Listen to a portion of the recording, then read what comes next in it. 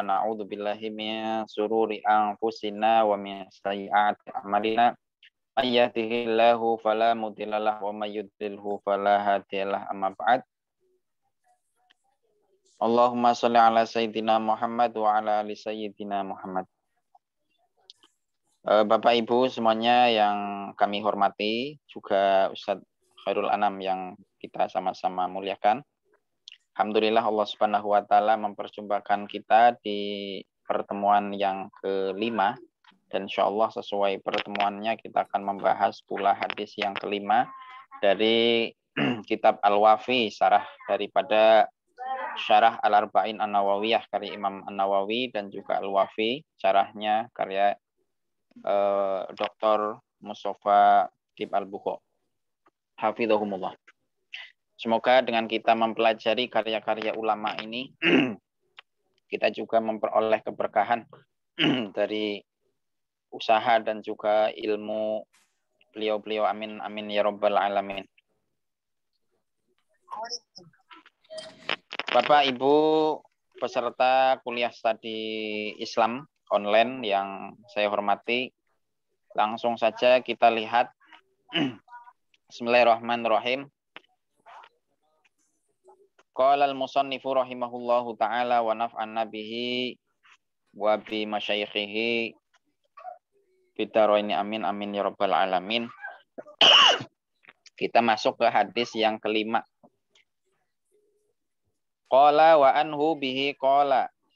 Ini pembahasannya adalah tentang mengcounter bid'ah.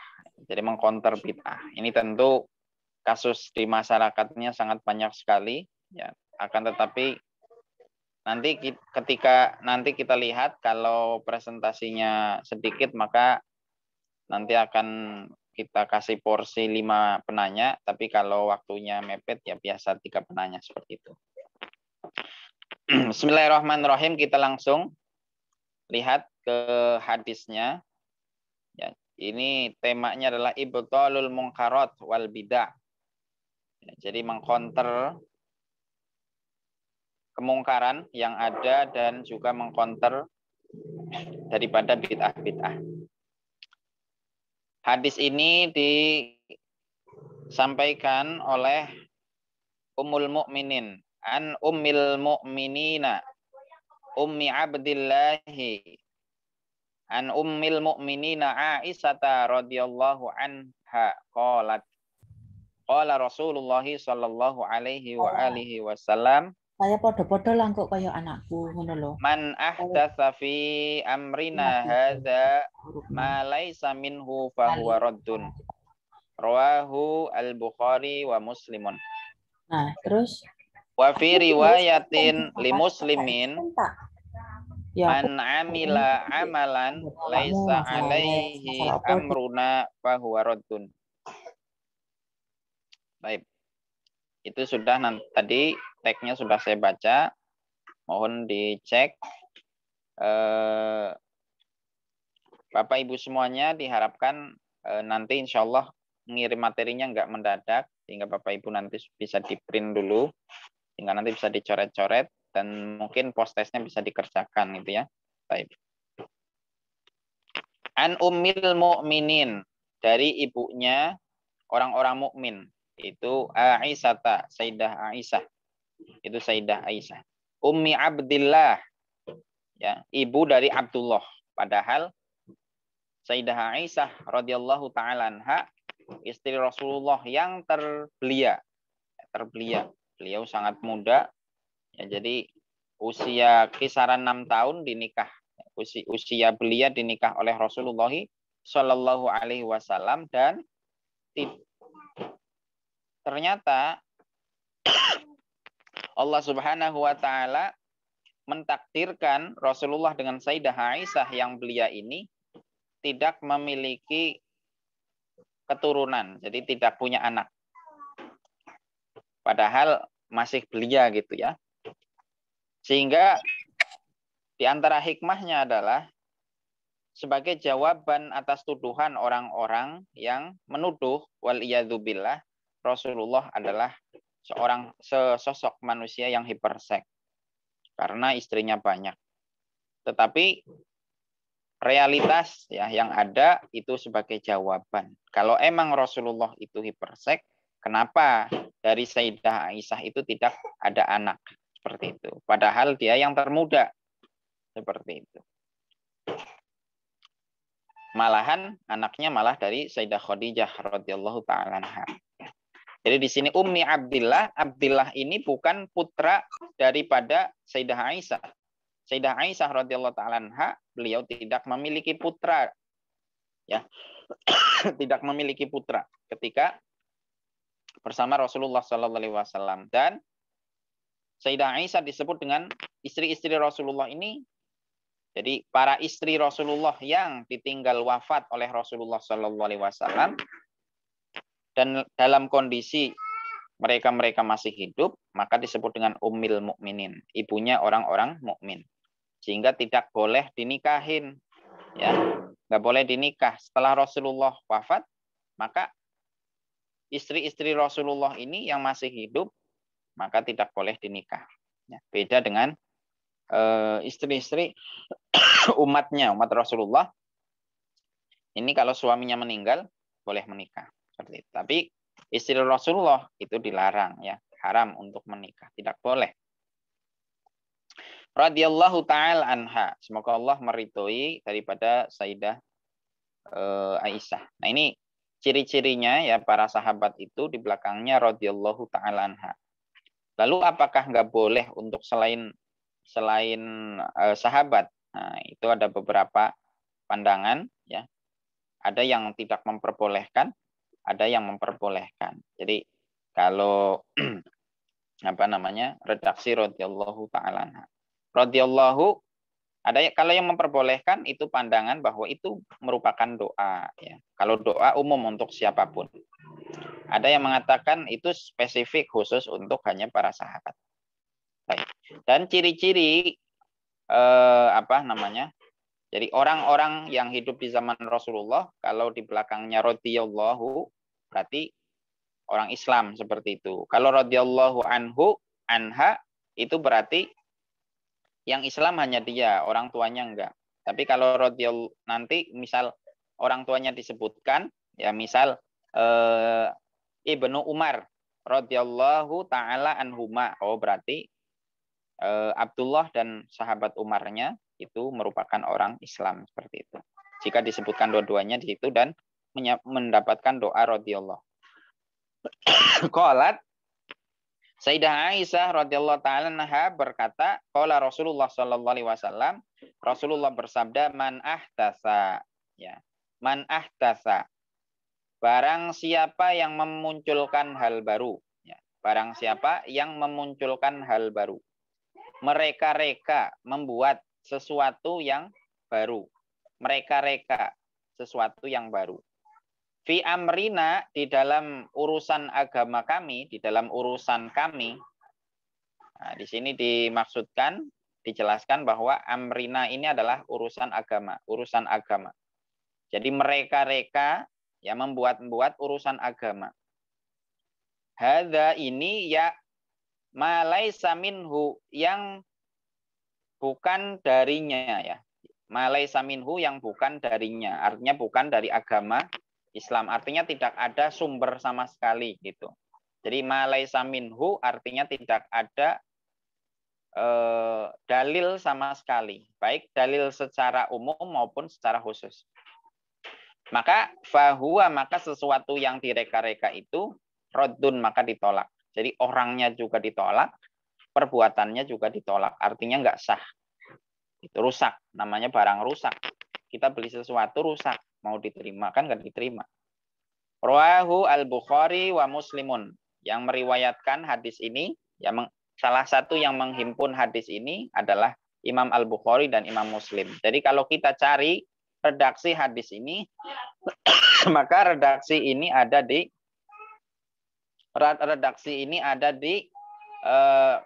buku Sahih Imam Al-Bukhari dan buku Sahih Imam Al-Muslim. Adapun redaksi yang berada di Sahih Muslim itu ada lagi, ya. Jadi tadi juga di Imam Muslim ada redaksi demikian, pun di dalam Sahih Muslim ada redaksi lain juga. Jadi ada 2 redaksi di dalam Sahih Muslim. Apa? Man amila amalan laisa alaihi amruna fahuwa raddun. Man barang siapa amila dia beramal melakukan satu ibadah, satu amalan ibadah laisa yang tidak ada alaihi atas amalan itu amruna perintah kita, artinya nggak ada dalil, yang nggak ada perintah, baik perintah secara umum maupun secara khusus, bahwa maka amalan itu dan juga orang itu raddun, itu tertolak. Baik, itu hadisnya ya. Jadi kalau ada orang yang mereka-reka satu amalan ibadah, yang amalan ibadah ini nggak ada sumbernya, baik sumber secara umum maupun khusus, nggak ada dalil secara umum maupun khusus, ya secara umum maupun secara khusus, maka amalan itu maka tertolak. Ya, contoh misal orang sholat zuhur 5 rakaat, nah, itu kan nggak ada dalil secara spesifik umum dan khususnya ya. Karena Rasulullah bersabda, sholatlah kalian ya seperti kalian melihatku sholat. Gitu. Shollu kama ra'aitumuni usolli. Sholat seperti kalian melihatku sholat. Seperti itu. Nah Rasulullah nggak pernah sholat zuhur 5 rakaat. Nah maka 4 rakaat lah menjadi hukum, sehingga jika ada yang melakukan 5 rakaat, ya karena ada dalil tadi yang spesifik bahwa sholat itu harus ya seperti yang dilihat dari apa yang dilakukan oleh Rasulullah SAW, maka tidak ada dalil yang masuk ke situ, nggak ada dalil umum yang bisa masuk ke situ. Kan ini kebaikan, misal ada orang ngomong kan ini kebaikan, kalau nambah 1 rakaat kan berarti nambah kebaikan, itu nggak bisa masuk. Kenapa? Karena tertolak dengan hadis tadi. Shollu kama ra'aitumuni usolli. Sholatlah kalian sebagaimana kalian melihatku sholat. Seperti itu. Sehingga dalil-dalil umum yang lain itu nggak masuk. Seperti itu. Sehingga itu bukan amru Rasulullah SAW, bukan perintah. Ya bukan perintah Rasulullah, karena tidak ada dalil apapun yang bisa masuk atas perbuatan atau ibadah tersebut. Sehingga ketika amal ibadah itu tidak bisa dipayungi dengan dalil, ya baik umum lebih-lebih dalil khusus, gitu ya. Dalil khusus artinya dalil khusus itu langsung spesifik kepada perbuatan itu, seperti itu. Ya, contoh misal katakan seperti kemarin ya di Dzulhijjah itu ya. Jadi di dalam hadisnya yang sahih dijelaskan bahwa tidak ada amalan yang lebih Allah cintai ya kecuali yang dilakukan di 10 hari awal ya di bulan Muharram, dan dipahami itu adalah bulan Dzulhijjah. Nah, amalan itu apa? Ya umum. Mau puasa, mau bersedekah, mau baca Quran, mau apa aja, mau haji bahkan, itu umum masuk ke situ karena dalilnya itu. Tapi nanti ada dalil juga spesifik. Nah, nanti ada dalil spesifik tentang amalan khusus bukan di 10 hari akhir, tapi salah satu di 10 hari akhir itu. Ya, misal puasa di tanggal 9 Arafahnya. Itu kan ada dalil spesifik puasa di hari Arafah. Nah, seperti itu. Itu dalil spesifiknya. Dalil umumnya tadi. Seperti itu. Nah, jadi ketika ada amalan yang amalan itu bisa terpayungi dengan dalil, ya syukur-syukur ada dalil yang khusus. Kalau enggak, ya itu mentok-mentoknya dengan dalil umum. Ya kalau enggak terpayungi, maka itu kategorinya adalah amalan bid'ah. Tetapi kalau terpayungi, maka bukan terkategorikan, ya berarti itu adalah perintah Rasulullah SAW. Nah, nanti kita lihat bid'ahnya seperti apa. Nanti ada pembagiannya, gitu ya. Baik. Takhrij hadisnya di situ ada Bukhari, ada Muslim, ada Abu Dawud dan Ibnu Majah. Ya, di situ saya tulis kitab bab dan nomor hadisnya. Saya nggak baca supaya dibaca sendiri, supaya terbiasa. Ya, sehingga status hadisnya karena ini terhimpun di dalam kitab Sahih Al-Bukhari dan Sahih Muslim, maka status hadisnya ini adalah hadis sahih. Ya, hadisnya hadis sahih. Ya, kemarin saya sempat bilang ya tentang karya Abi Jamroh. Ya, Abi Jamroh meringkas kitab Sahih Bukhari, diringkas dan disarah, dijelasin sama Imam Abi Jamroh. Beliau kepengen dapat keberkahan daripada orang soleh, yaitu Imam Bukhari, karena Imam Bukhari orang soleh. Jadi saking kepengen dapat keberkahannya, beliau ngeringkes gitu, ngeringkes karya yang hadis-hadis yang dihimpun oleh Imam Bukhari. Itu sampai sedemikiannya. Baik, status hadisnya sahih ya, karena berada di Sahih Bukhari dan Sahih Muslim.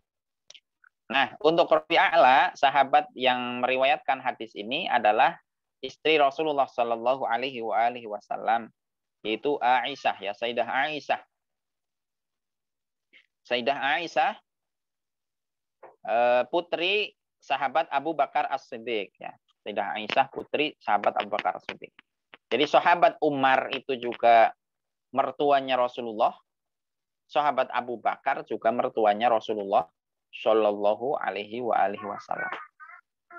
Kalau sahabat Utsman menantu, kalau sahabat Ali menantu. Ya, jadi 4 khulafaur rasyidin itu merupakan keluarga Rasulullah Shallallahu Alaihi Wasallam. Jadi tidak benar bahwa mereka saling bermusuhan ya.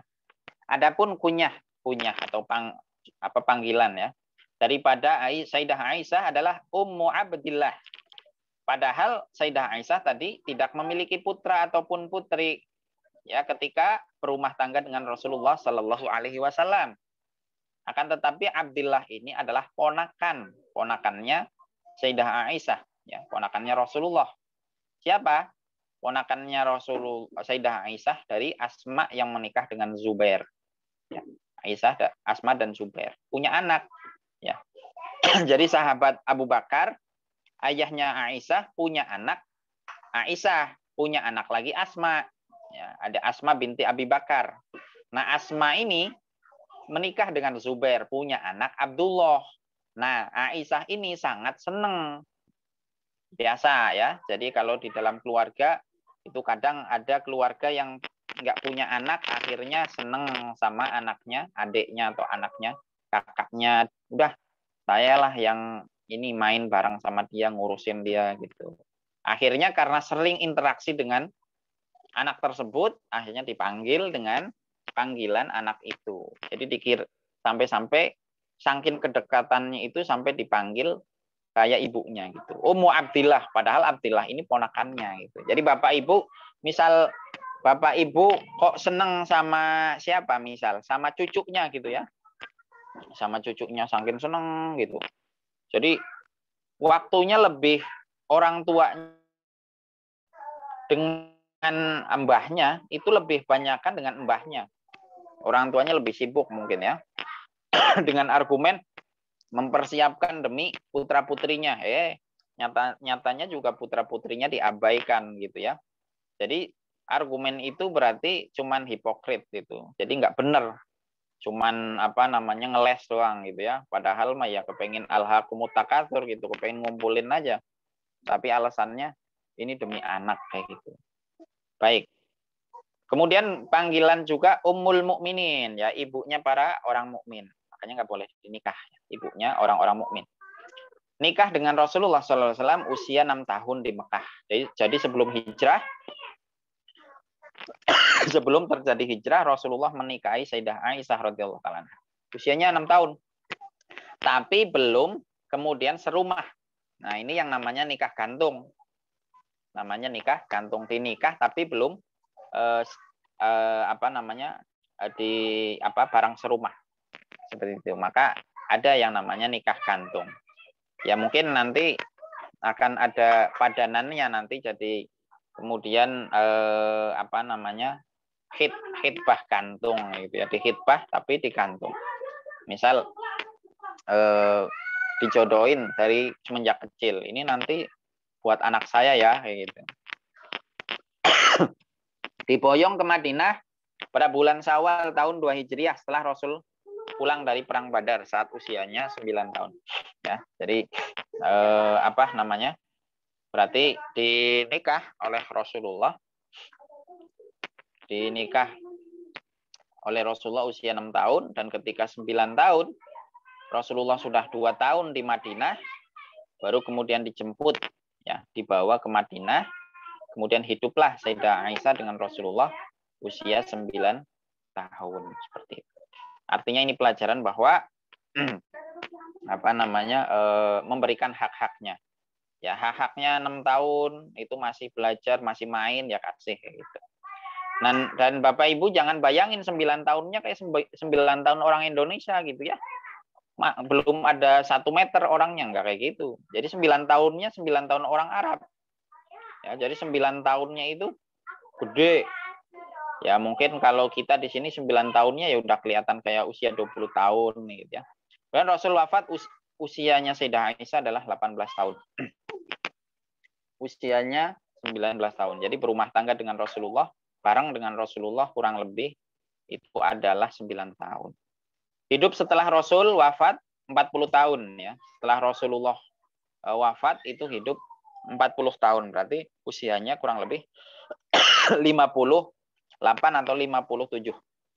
Wafat tahun 57 Hijriah dan diimami oleh Abu Hurairah. Ya, oleh Abu Hurairah. Maka tuduhan-tuduhan bahwa sahabat Abu Hurairah yaitu adalah mencidrai Sayyidah Aisyah, nanti bermusuhan dengan Sayyidah Aisyah, nanti adalah tuduhan bohong. Ya. Yang waktu itu sahabat Abu Hurairah merupakan seorang gubernur di Madinah masa kepemimpinan Marwan bin Hakam. Kemudian Sayyidah Aisyah termasuk pakar fikih ya, dan ulama dari kalangan wanita. Nah itu, ini orang langka gitu ya, orang langka. Jadi pakar fikih, ya kalau pakar fikih berarti paham daripada hadis yang dibaca, paham dari Al-Quran yang dihafal. Jadi ulama ya dari kalangan wanita. Ini Sayyidah Aisyah. Makanya langka. Makanya kita kemarin kehilangan seperti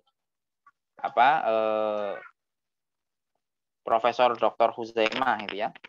Kemudian meriwayatkan banyak hadis Sayyidah Aisyah ini, yaitu 1.210 hadis dari Rasulullah SAW, merupakan ya al-mukthir minar riwayah. Jadi salah seorang sahabat yang juga banyak meriwayatkan hadis. Yang pertama tentu kemarin sahabat Abu Hurairah.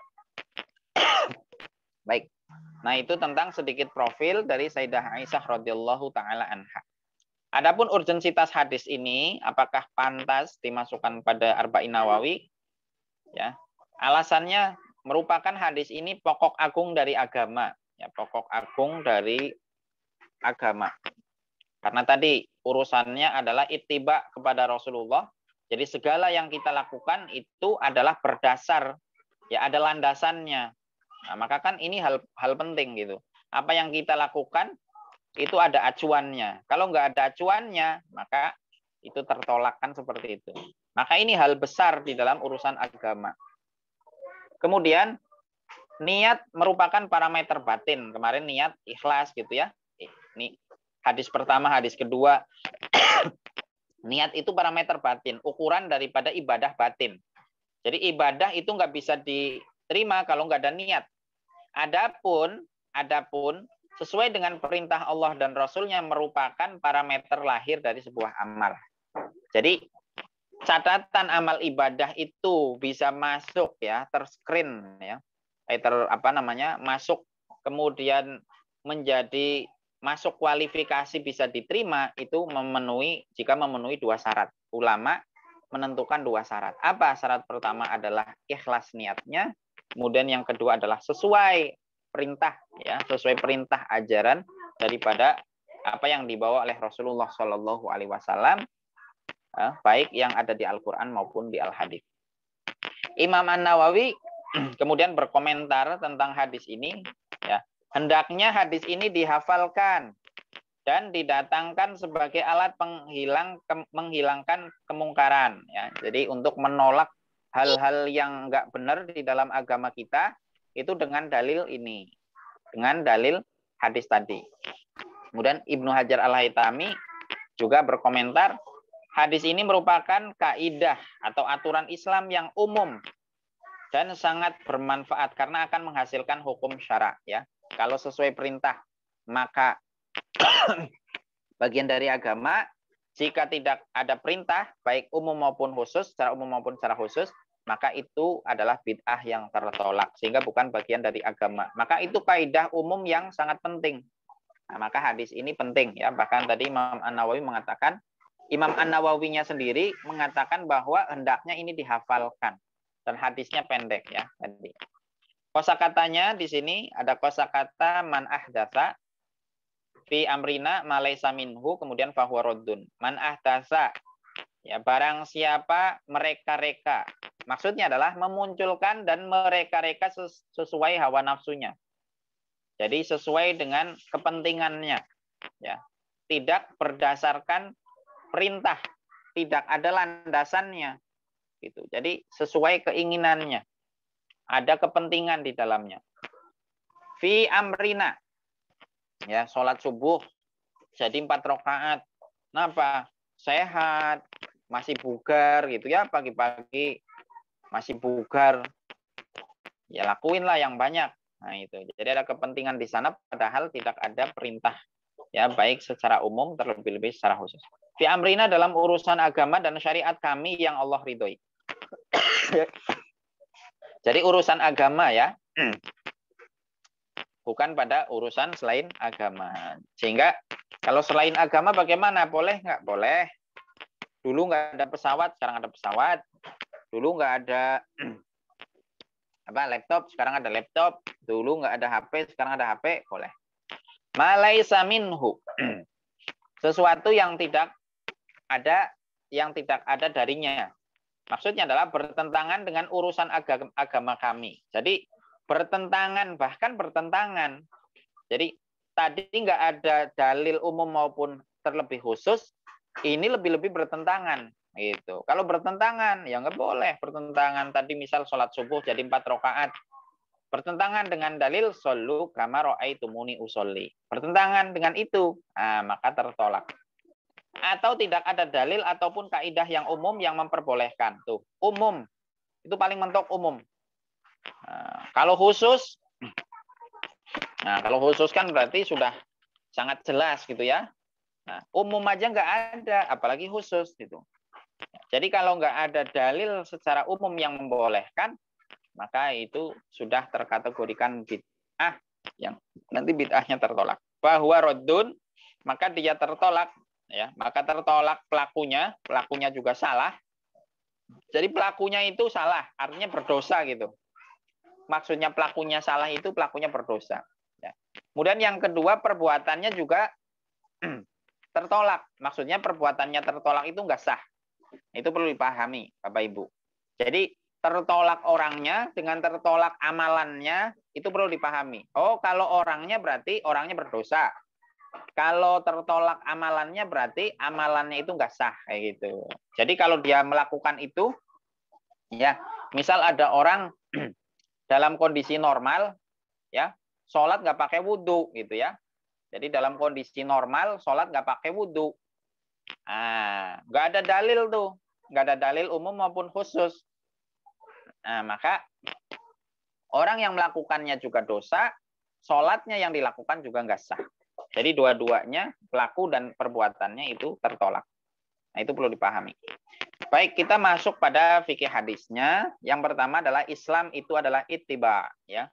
Islam itu bukan rekayasa. Jadi Islam itu sudah ada guidance aturannya, sudah ada panduannya, ya. Sudah ada panduannya, yaitu apa? Mengikuti ajaran Rasulullah Shallallahu Alaihi Wasallam, ya. Mengikuti perintah Allah dan mengikuti perintah Rasulullah. Ya. Rasulullah SAW memelihara Islam dari pemahaman para ekstremis, baik kanan maupun kiri. Ya. Jadi yang gampangin urusan agama ataupun terlalu berlebihan, ya, terlalu mempersulit agama. Itu Rasulullah sudah membentengi dari hal tersebut. Jadi nggak boleh dalam urusan agama itu kita gampangin atau sebaliknya kita terlalu mempersulit, nggak boleh, ya. Juga dari pemahaman liberal dengan hadis agung ini. Hadis ini berkesesuaian dengan banyak ayat dalam Al-Qur'an, ya. Contoh pada Quran surat Al-Imran, ya. Quran surat Al-Imran. Qul in kuntum tuhibbunallah fattabi'uni yuhibbukumullah. Katakan wahai Rasulullah, jika kalian itu mencintai Allah, maka ittiba'lah denganku. Gitu. Artinya lakukan perintah-perintah sesuai tuntunanku, tuntunan Rasulullah SAW. Maka kalau sudah ittiba dengan Rasulullah, maka akan dibalas oleh Allah, yuhibbukumullah, akan dicintai oleh Allah. Tidak hanya dicintai, tetapi wa yaghfir lakum dunubakum, tetapi juga sudah dicintai, diampuni pula dosanya gitu. Ya, sudah dicintai, dimaafin kesalahan-kesalahannya. Kemudian sesuai juga dengan surat Al-An'am ayat 153. Wa anna hadza sirati mustaqiman fattabi'u. Ya, sesungguhnya jalanku ini, ya syariatnya Rasulullah, itu adalah jalan yang lurus. Ya, jalan yang lurus, yang tegak. Ya, fattabi'u, yang kokoh, jalan yang kokoh. Fattabi'u, maka itibaklah, ya ikutilah jalan itu. Wala tattabi'us subula, dan jangan kalian ikuti jalan-jalan yang banyak yang bercerai-berai, fatafarraqu bikum an sabilih, sehingga kamu akan terpecah ya antara satu dengan yang lainnya, akan berbeda jalan. Itu ya. Jadi di sini perintah daripada kita diperintah untuk ittiba kepada Rasulullah, ya mengikuti, bukan mereka-reka, tetapi mengikuti terhadap apa yang Rasulullah ajarkan. Nah, bukan yang Rasulullah, tidak hanya yang Rasulullah lakukan ya gitu ya. Jadi yang Rasulullah perintahkan, Bapak Ibu, ini perlu saya tekankan. Karena ini ada beberapa oknum dari saudara-saudara kita muslimin yang menyalahgunakan hadis ini. Jadi apa? Sehingga kita ittiba terhadap perintah Rasulullah SAW, bukan hanya yang dilakukan oleh Rasulullah SAW. Jadi tidak segala yang tidak dilakukan Rasulullah itu berarti itu tidak boleh dilakukan seperti itu. Selagi ada amrunya, ada perintahnya, ya mentok-mentoknya adalah perintah umum, maka itu adalah boleh. Kemudian hadis Rasulullah SAW, Rasulullah berkhutbah gitu ya. Kalau khutbah berarti hal penting ini Bapak Ibu. Amma ba'du fa inna khairal haditsi kitabullah, dan ini sering dibaca oleh para asatidz, para khutbah, para khotib ya, para imam ketika khutbah. Ini sering dibaca. Fa inna khairal haditsi kitabullah. Karena sebaik-baiknya hadis ya, ucapan adalah kitabullah, Al-Qur'an. Wa khairul hadyi hadyu Muhammad, dan sebaik-baiknya petunjuk, panduan adalah panduan yang bersumber dari Rasulullah SAW, yang dibawa oleh Rasulullah SAW. Wa syarrul umuri, dan seburuk-buruknya urusan adalah muhdatsatuha, adalah urusan yang direka-reka, yang tidak ada landasannya, yang tidak ada perintahnya. Wa kullu bid'atin dhalalah, dan setiap sesuatu yang direka-reka, yang bid'ah itu adalah sesat. Wa kullu dhalalatin finnar, dan setiap yang sesat itu menjurus ke neraka. Ini riwayat Baihaqi. Baik. Ya, kalau yang di atas riwayat Bukhari, kemudian ada tambahan wa kullu dhalalatin finnar, itu tambahan dari riwayat Imam Al-Baihaqi di dalam sunannya. Ya, baik. Jadi agama itu, Islam itu adalah ittiba. Artinya apa? Harus ada landasan dalilnya. Ya. Syukur-syukur secara khusus, ya, mentok-mentoknya ada dalil secara umum. Itu Bapak Ibu. Itu di dalam urusan agama. Kedua, amal yang tertolak. Amal yang tertolak. Ya, amal yang tertolak. Hadis ini sebagai dalil penolakan bagi setiap amalan yang tidak ada perintahnya dalam agama. Tidak ada perintahnya Bapak Ibu. Bukan tidak dilakukan oleh Rasulullah. Ini saya ulang-ulang ya, penekanan itu. Karena amat sangat penting sekali. Baik secara spesifik tadi, secara khusus maupun secara umum. Kok nggak ada dalilnya secara umum? Ya, terlebih-lebih secara khusus. Nah, maka amalan itu tertolak. Hadis ini sebagai ukuran atas amal perbuatan orang Islam, apakah terdapat perintah atau larangan ya dalam Al-Qur'an ataupun As-Sunnah. Ya, jadi ini sebagai payungnya. Ya, jadi segala amalan ibadah kita itu harus kemudian dicerminkan, ditampakkan, dilihatkan ya dengan Al-Quran dan hadis. Ada enggak payungnya ini? Ya, dalilnya. Ada enggak? Oh, ada, boleh. Enggak ada, berarti enggak boleh. Seperti itu. Keduanya menjadi penentu apakah suatu amal itu diperkenankan atau tertolak, diterima atau ditolak. Kemudian di sini dibagi menjadi dua, ya, dibagi menjadi dua. Kalau di dalam urusan ibadah, ya, di dalam urusan ibadah, jika ibadah itu bertentangan secara keseluruhan dengan hukum agama, itu ya, hukum yang Allah turunkan ataupun Rasul bawa, maka ibadah semacam ini tertolak. Contoh misal ya, bernyanyi-nyanyi gitu ya, dangdutan niatnya ibadah. Nah, ini sering dari kita itu, tasyakuran tapi pakai dangdut. Ya, datengin biduan. Ngomongnya apa? Tasyakuran. Oh, tasyakuran. Tertolak. Ya, melihat wanita bukan mahram dengan niat ibadah, ya nggak bisa. Ya. Ya, itu bertentangan secara keseluruhan dengan ibadah, tertolak ibadah yang seperti itu. Kemudian kalau dalam urusan muamalah, jika menghilangkan aturan syariat secara keseluruhan, maka tertolak. Contoh misal, ya, contoh misal hukum zina saat Rasulullah, di zaman Rasulullah ada yang tanya kepada Rasulullah, Rasul boleh nggak zina ini sanksinya diganti bukan dengan had, ya, bukan dengan dicambuk gitu ya, tapi diganti dengan uang, boleh nggak? Ya, maka nggak boleh. Nah itu namanya bertentangan dengan apa? Dengan syariat secara keseluruhan. Syariat secara keseluruhan. Karena di sana tidak ada efek jera, tidak ada efek jera. Ya, maka tidak boleh seperti itu. Dialihkan supaya ada denda aja harta, ya nggak boleh seperti itu. Nah itu bertentangan dengan syariat secara keseluruhan. Adapun dalam hal akad, jika akad, ya contoh lagi misal, adapun dalam hal akad, jika akad yang terlarang dalam agama, misalnya riba, ya, ataupun akad yang tidak terpenuhi salah satu rukun-rukunnya, maka akad seperti ini batal, ya rusak atau tertolak. Ya.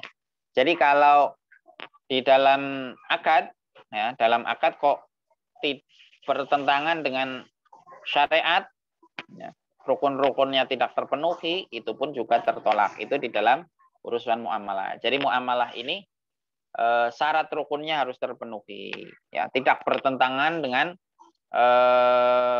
syariat secara keseluruhan. Di dalam urusan ibadah tidak boleh bertentangan dengan syariat secara keseluruhan, seperti itu. Kemudian amal yang diterima. Kalau tadi amal yang ditolak, ya, amal yang ditolak. Kalau dari segi ibadah itu ditolak jika bertentangan dengan syariat secara keseluruhan. Jadi nggak ada landasannya. Kemudian kalau dalam segi muamalat itu ditolak jika bertentangan dengan syariat secara keseluruhan atau tidak terpenuhinya syarat atau rukun-rukun daripada muamalah itu, transaksi tersebut. Baik. Kemudian amal ibadah yang diterima. Ya, amal ibadah yang diterima. Ada amalan yang dan hal-hal yang tampaknya baru akan tetapi tidak bertentangan dengan hukum syariat. Ya. Jadi ada amalan ibadah, ada ibadah-ibadah yang tampaknya baru, ya, tetapi tidak bertentangan dengan hukum syariat. Tadi kalau bertentangan dengan hukum syariat kan ditolak, ya nggak boleh. Ada orang zikir, misal zikir. Perintahnya ada zikir, fadzkurullaha azkurkum. Suruh berzikir itu umum. Zikir. Tetapi apa? Di situ campur, ya. Masih belia campur, bukan mahram, itu campur. Cowok cewek campur jadi satu. Ya. Sebenarnya kepengen campur, tapi kemudian beralasan dengan alasan zikir. Seperti itu. Nah, maka amalan itu adalah bertentangan dengan hukum syariat. Karena apa? Terlarang untuk campur-campur tadi, gitu kan? Bahkan ya, tapi jika ada amalan yang tampaknya baru, tapi tidak bertentangan dengan hukum syariat, ya, bahkan terdapat dalil-dalil syariat dan kaidah-kaidah yang menguatkan amalan tersebut, maka amalan tersebut tidak tertolak. Seperti itu, ya. Sahabat bahkan melakukan hal seperti ini, bahkan sepakat menerimanya. Ya, contoh ya. Contoh misal seperti siapa namanya? Bilal ya, sahabat Bilal ya, setelah wudhu beliau sholat ya. Sholat apa? Sunnah karena bersyukur telah berwudhu. Sholat sunnah wudhu. Rasulullah nggak melakukan itu. Ya. Itu yang pertama melakukan adalah siapa? Sahabat Bilal. Nah, itu kan berarti hal baru tuh. Hal baru. Nah, akan tetapi itu kemudian diakui oleh Rasulullah Shallallahu Alaihi Wasallam. Nah, contohnya yang enggak kemudian bukan di zaman Rasulullah, contoh apa? Penghimpunan Al-Quran ya, di masa Abu Bakar. Kan di zaman Rasulullah belum ada Al-Quran dihimpun jadi satu. Berarti kan hal baru itu kan urusan agama gitu. Karena di sini ada dalilnya, pertama nggak bertentangan ya, nggak bertentangan, nggak ada dalil yang menentang tentang penghimpunan Al-Quran satu. Yang kedua ada apa namanya? Ada dalil secara umum. Secara umum apa? Inna nahnu nazzalna dzikra wa inna lahu lahafidun. Itu. Jadi Allah yang menurunkan Al-Quran, Allah pula yang memelihara Al-Quran. Nah, redaksinya pakai inna, bukan anak. Bukan ini, tetapi inna, kami. Nah, di situ berarti ada keikutsertaan hamba-hamba Allah Subhanahu wa taala. Nah, maka penghimpunan Al-Quran ini masuk terpayungi dengan dalil tadi. Nah, maka walaupun hal baru, kelihatannya baru, maka ini tidak tertolak. Artinya diterima. Ya, diterima. Mengirim mushaf ke beberapa kota. Nah, Rasulullah nggak pernah, belum ada mushaf. Ya. Jadi Bapak Ibu harus paham tentang hadis ini sehingga tidak mudah kita menggunakan terminologi atau diksi bid'ah seperti itu. Jangan dikit-dikit bid'ah. Ya. Jangan dikit-dikit menuduh bid'ah. Ya. Bisa jadi nanti kalau kita nggak paham, ya kalau kita dikit-dikit bid'ah, nanti lama-lama kita jadi ahli bid'ah. Menjadi ahli bid'ah. Kenapa? Ya. Kalau yang tahu tentang kesehatan itu adalah dokter gitu ya. Dokter. Ya kalau yang tahu tentang bid'ah siapa? Ya berarti ahli bid'ah gitu. Makanya ya jangan dikit-dikit bid'ah. Makanya harus paham tentang hadis ini. Tentang hadis ini harus dipahami dengan sebetul-betulnya. Jangan salah paham atau pahamnya salah ya. Kemudian penulisan ilmu pengkodifikasian ilmu-ilmu yang ada saat ini, ilmu hadis, ilmu tafsir dan seterusnya. Nah, jadi amalan itu bisa diterima, itu satu, jika tidak bertentangan dengan syariat. Yang kedua, ya ada dalil secara umum khusus, apalagi khusus ya. Kalau khusus beda lagi itu ya, maka itu lebih kuat lagi. Baik. Kemudian pembagian bid'ah. Bid'ah tadi ya yang di dalam hadisnya wa kullu bid'atin dhalalah, dan setiap bid'ah itu sesat.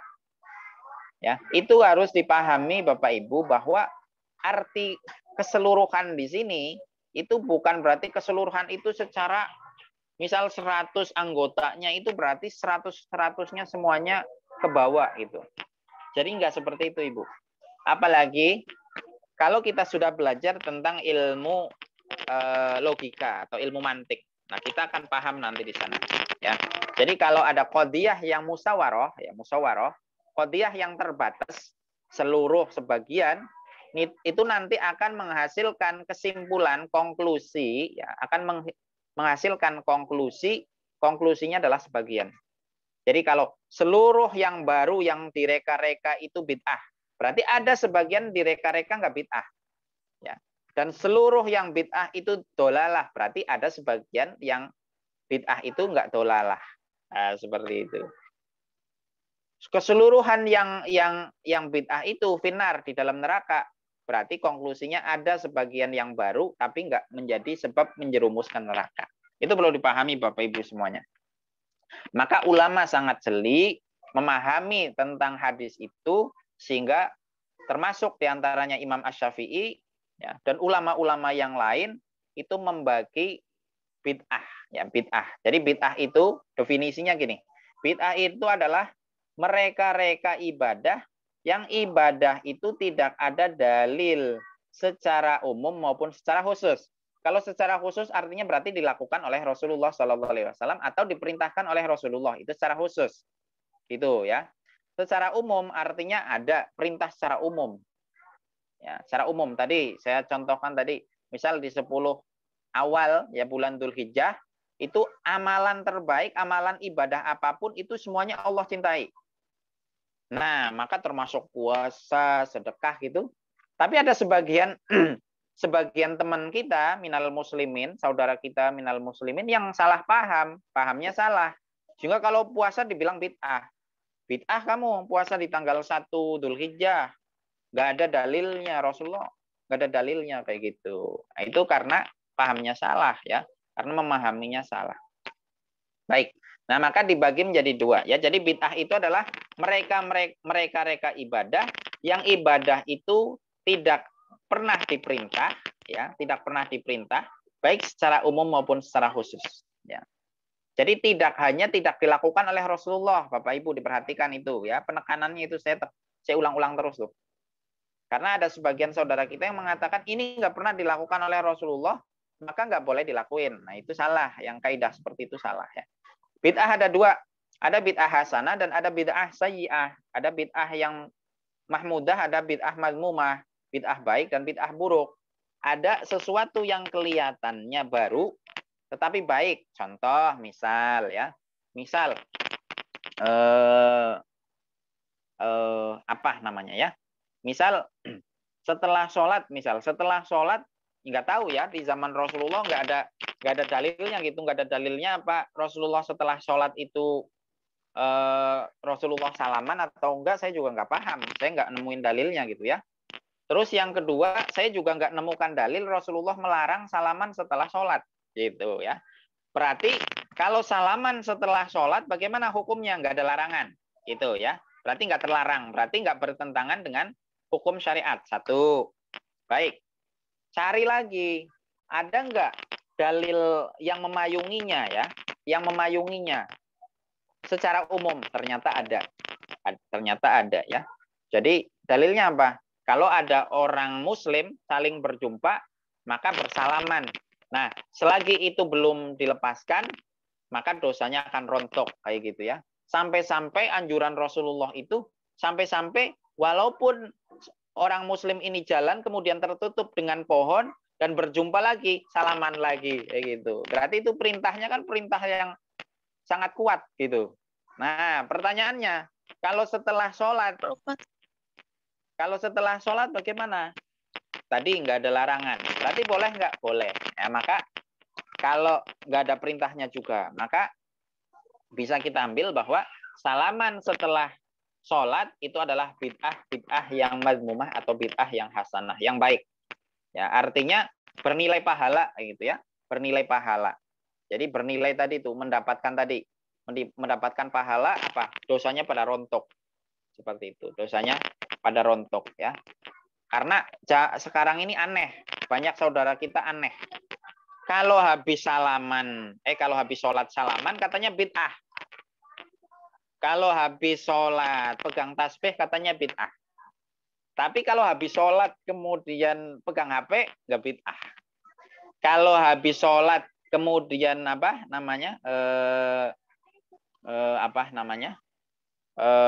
habis sholat kemudian obrol-obrol nggak bid'ah seperti itu. Kemudian saudara kita mendatangkan ya, wa idza qudiyatis sholat fangtasiru gitu ya. Kalau sudah selesai sholat sudah bubar kayak gitu. Wabtahu min fadlillah, udah cari ya maisah, ya nyari bekal untuk hidup. Itu dalil itu yang dipakai oleh teman-teman kita gitu. Sehingga kalau setelah sholat ya sudah langsung bubar, nggak ada zikir-zikir, nggak ada salaman kayak gitu ya. Kalau pegang HP boleh gitu ya. Nah itu yang dipakai oleh teman-teman kita, dan saya sarankan kepada Bapak Ibu semuanya karena sudah masuk, kalau emang pengen diakui salah satu peserta atau murid daripada kita gitu ya, maka ya yang saya sarankan seperti itu ya. Jadi jangan ngikut-ngikutin salah oknum tadi saudara kita yang tadi itu ya. Jadi kalau salaman tadi, salaman setelah sholat, nah itu berarti namanya bid'ah hasanah, bukan bid'ah madmumah, bid'ahnya bid'ah hasanah. Seperti itu. Baik. Yang bid'ah madmumah itu kalau habis sholat itu kemudian berantem, pukul-pukulan gitu ya. Tadi dalilnya saya belum jelasin. Dalil yang mereka pakai itu surat Al-Jumu'ah. Nah, itu. Perlu dipahami bahwa surat Al-Jumu'ah itu faida qudiyatis shalah yang dimaksud adalah sholat Jumat. Karena ya, sholat Jumat itu kan wajib tuh. Sholat Jumat wajib bagi laki-laki gitu kan. Orang Arab itu ya mayoritas yang mencari bekal ya, harta, nafkah itu kan suami. Sekarang aja banyak para istri cari uang gitu ya. Nggak tahu landasan apa gitu ya. Jadi yang nyari uang itu suaminya gitu, dagang gitu ya, dagang. Nah, nyarilah momen-momen yang tepat gitu. Ini. Jadi orang-orang Arab bahkan sampai saat ini itu kalau hari Jumat itu di samping-samping masjid mereka pada jualan gitu. Nah, yang yang beli ya para jamaah itu. Nah, sehingga ketika sudah selesai sholat ya di zaman Rasulullah ya sudah perintahnya fangtasiru, udah sana tungguin dagangannya kayak gitu. Tungguin dagangannya. Nah, itu jadi satu. Itu konteksnya adalah di hari Jumat ya. Kemudian untuk orang-orang yang berdagang. Nah, sekarang digunakan untuk umum seperti itu ya, seluruh sholat. Nah, kalau habis sholat langsung bubar kayak gitu. Nggak ada zikir-zikir dan seterusnya. Zikir setelah sholat bagaimana? Oh, dalilnya jelas. Ada dalil khusus dan ada dalil umum seperti itu. Terang-terangan atau suaranya pelan. Terang-terangan juga ada dalil yang secara khusus. Seperti itu Bapak Ibu. Ada bid'ah yang sayyi'ah. Ada bid'ah yang sayyi'ah tadi. Apa? Yang bertentangan dengan syariat secara keseluruhan. Ya. Atau tidak, atau kalau di dalam muamalah itu tidak terpenuhi rukun dan syaratnya. Itu menjadi bid'ah yang sayyi'ah. Ya, madmumah. Itu yang memperoleh dosa. Seperti itu. Ya, misal habis sholat berantem. Ya. Habis sholat ngerumpi. Itu kan bid'ahnya bid'ah sayyi'ah. Bid'ah sayyi'ah seperti itu. Seperti itu Bapak Ibu. Jadi bid'ah itu ada dua ya, bid'ah hasanah, ada bid'ah sayyi'ah. Nanti bahkan kalau hukum bid'ahnya itu nanti itu ada nanti yang bid'ah wajib kayak gitu. Ada yang bid'ahnya sunnah saja. Itu nanti kalau turunan kepada hukumnya gitu. Itu beda lagi pembagiannya. Cuman di dalam Al-Wafi ini nggak dibahas, sehingga kita nggak jelaskan dulu ya. Kesimpulan sudah selesai ini ya. Kesimpulan dari hadis ini adalah di dalam riwayat Muslim tadi yang terakhir itu, ya riwayat Muslim yang kedua tadi, ya yang mana amila amalan laisa alaihi amruna itu pakainya amila amalan, ya bukan man ahdatsa.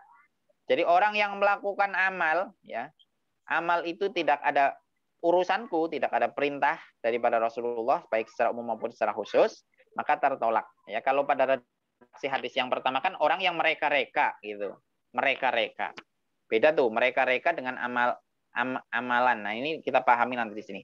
Orang yang melakukan suatu amal yang tidak ada perintah kami maka tertolak. Itu redaksi hadis yang berada di riwayat Muslim ya. Ini sebagai ya counter ya bantahan bagi orang yang berhujjah bahwa saya tidak membuat hal baru kok. Kan kalau kita pakai yang pertama kan man ahdasa, barang siapa yang membuat hal baru mereka-reka.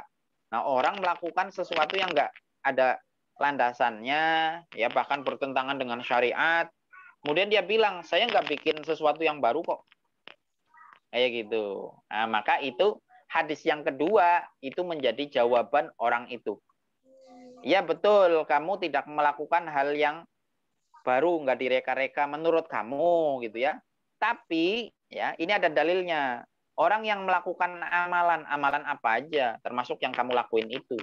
Ya. Kok tidak ada perintahnya secara umum maupun secara khusus, maka tertolak. Kayak gitu ya. Jadi hadis yang diriwayatkan oleh Imam Muslim itu menjadi solusi bagi orang yang kepengen ngeles. Saya nggak bikin hal baru kok. Ya, ini hal baik gitu. Jadi, tetapi nggak ada landasannya. Maka jawabannya itu adalah itu. Ini sebagai counter orang yang berhujah bahwa saya tidak membuat hal baru, akan tetapi saya melakukan hal baik. Nah, ini. Itu counternya adalah hadis riwayat Imam Muslim. Orang yang membuat bid'ah yang tidak ada landasan hukumnya, maka dosanya untuk pelakunya dan amalannya tertolak atau tidak sah. Sudah tadi saya jelaskan ya, ini kesimpulannya aja. Larangan terhadap sesuatu berarti sesuatu itu hukumnya rusak. Ya. Kalau ada larangan, berarti sesuatu itu yang dilarang itu berarti adalah hukumnya tidak sah. Kalau dilakuin maka tidak sah. Kalau sesuatu yang dilarang kok dilakuin, ya dalam kondisi normal, maka sesuatu itu adalah rusak atau berdosa. Ya, agama Islam itu komprehensif, ya menyeluruh, ya semuanya sudah ada landasannya. Tinggal kita pahami saja, baik landasan secara spesifik maupun secara general, secara umum, Bapak Ibu semuanya. Ya, kiranya ini materi di siang hari ini di sini nggak ada ininya. Nggak ada post testnya ya. Post testnya nanti silahkan dikerjakan ya, silahkan dikerjakan Bapak Ibu. Nanti juga jadi besok nanti silahkan di print dulu supaya bisa post testnya dikerjakan. Kiranya ini kurang lebihnya saya kembalikan kepada Ustadz Khairul Anam. Berarti di sini ada waktu lumayan Ustadz, boleh silahkan penanya ada 5 ya, tapi live. Tadi yang sudah nulis silahkan dibaca oleh si penanya ya, bukan oleh Ustadz Khairul Anam, tapi dibaca oleh si penanya. Dari mana dan siapa gitu. Oke. Pertama dari silakan yang mau membaca. Silakan. Saya Ustaz. Dibaca sendiri. Ya, silakan. Bu Ati dari Blitar. Dengan siapa? Ibu siapa? Ibu Ati dari Blitar. Baik, Ibu Ati, ntar dulu saya tulis dulu supaya nggak lupa namanya, saya tulis dulu ya. Ibu Ati dari Blitar, silahkan. Ya, Ustadz, apakah hadis hasan atau doif itu bisa dijadikan dalil, Ustadz? Baik.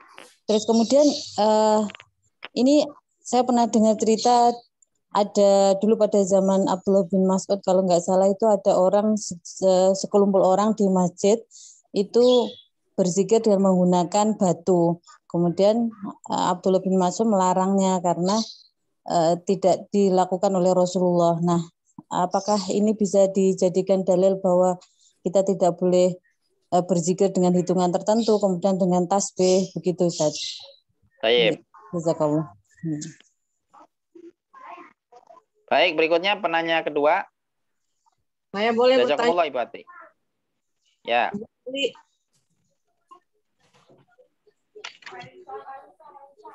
Dengan Waalaikumsalam warahmatullahi wabarakatuh. Dengan siapa? Ibu siapa di mana? Dengan Ibu Eli di Jakarta Pusat. Baik, sehat-sehat Ibu di Jakarta ya. Amin. Ini Ustaz, Ibu Eli. ada tetangga saya. Ya, tapi jangan disebutin. Kita secara umum aja ya. Ya, dia gini bilangnya. Itu kan bid'ah katanya, tahlilan katanya bid'ah. Mendoakan orang yang meninggal itu kan bid'ah.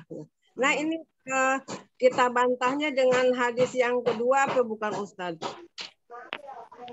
Baik.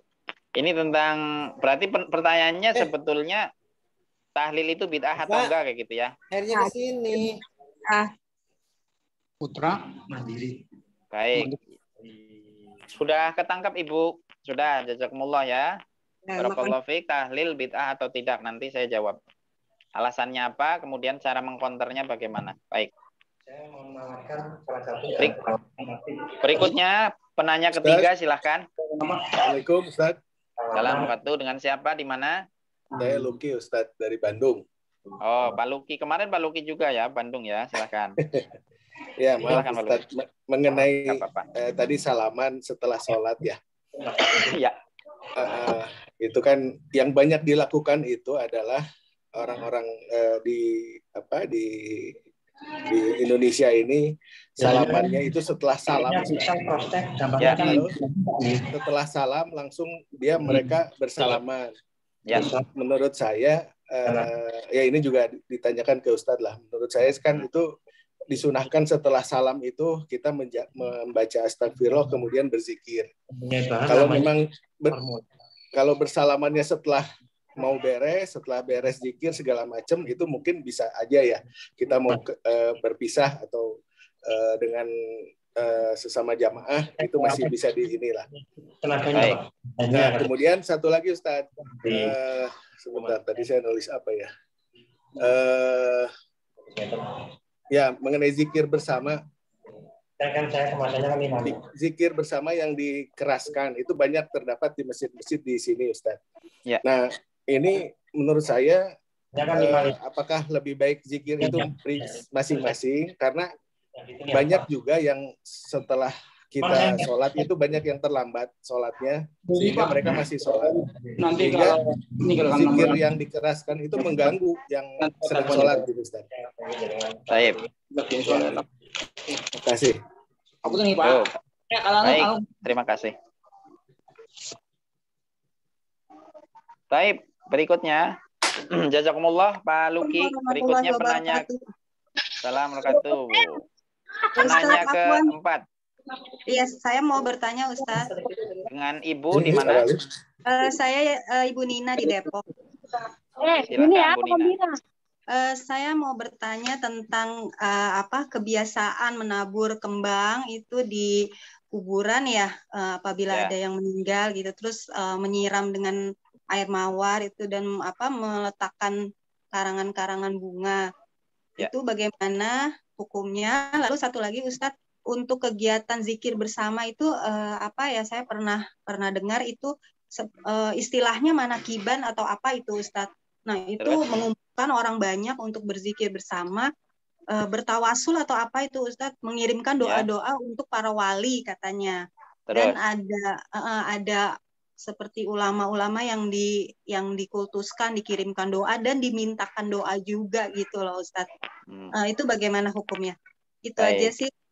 Jazakallah khair. Ya, afwan. Jazakumullah Ibu Nina ya dari Depok. Terus terakhir.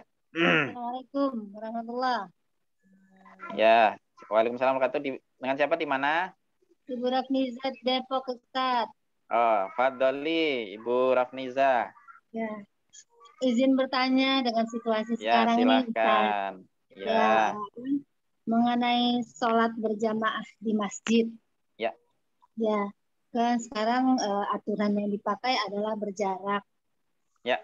Ya, sementara Nabi mengatakan sholatlah sebagaimana saya sholat. Betul.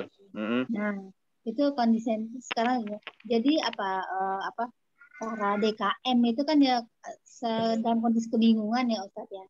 Kalau diikuti aturan Nabi rapat, nanti kita kan istilahnya sekarang di mata-matai oleh tugas-tugas gitu. Ya, terus jadinya di mata-matai oleh tugas, dilihat ini yang jadi mohon pencerahan. Ya, baik. Assalamualaikum. Baik, ketangkap Ibu.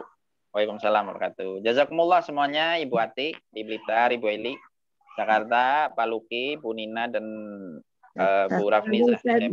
Kenapa? Ustaz, satu lagi. Saya sudah nulis tapi udah 5 ini, Bu. Oh, 5 saja.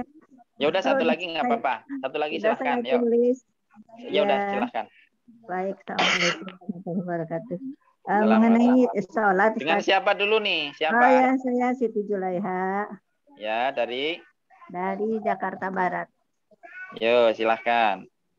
Mengenai sholat, Ustaz, dalam keadaan sakit misalnya, saya pernah lihat kalau sholat duduk itu boleh sholat sambil duduk. Saya pernah lihat di YouTube. Itu berdiri dulu ya, baru duduk di kursi. Tapi kalau seandainya kita mampunya duduk saja di kursi, boleh tidak itu? Tetap syar'i atau tidak ya? Baik. Makasih Ustaz ya. Sama-sama Ibu Siti Julaiha. Baik. Alhamdulillah sudah terkumpul. Kita ada 14 menit ya, semoga bisa mengcover ini semuanya. Bismillahirrahmanirrahim. Mohon izin semuanya, saya bukan menggurui kepada Bapak Ibu semuanya. Kita sama-sama belajar ya. Sama-sama belajar. Kita sama-sama tahu bahwa kalau kita belajar maka kita tuangkan dulu ya. Kita jangan ada rasa bahwa kita sudah tahu dan sudah selesai. Itu kalau seperti itu maka apa yang disampaikan oleh guru-guru kita maka tidak akan bermanfaat sama sekali. Adapun yang nanti Bapak Ibu mau lakukan itu pilihan Bapak Ibu ya. Jika kita belajar sesuatu kemudian kita mendapatkan satu pandangan, kemudian Bapak Ibu nggak melakukan itu pilihan Bapak Ibu semuanya. Itu madhab ya, itu pilihan. Pilihan itu bahasa Arabnya madhab. Itu pilihan Ibu, Bapak Ibu semuanya. Ya, baik. Yang pertama ya, jadi mohon dilapangkan dadanya untuk sama-sama kita mengkaji ini semuanya. Baik, yang pertama dari berita Ribuati. Apakah hadis hasan dan hadis dhaif ya, itu bisa dijadikan dalil ya? Ya, kalau hadis hasan jelas bisa ya, hadis hasan itu bisa ya. Hadis dhaif bagaimana? Hadis dhaif itu juga boleh asalkan dhaifnya enggak kebangetan. Ya, bahkan hadis hasan bisa naik menjadi sahih, hadis dhaif bisa menjadi hasan ya. Hasan li ghairihi, hasan li ghairihi dan menjadi sahih li ghairihi ya. Kita beberapa dari kita ada yang sudah belajar kemarin ilmu hadis riwayah. Nah, kan kita ini belajar ilmu hadis riwayah. Jadi Bapak Ibu, hadis hasan dan hadis dhaif, kalau dhaifnya enggak kebangetan, boleh dijadikan sebagai dalil. Ya, bahkan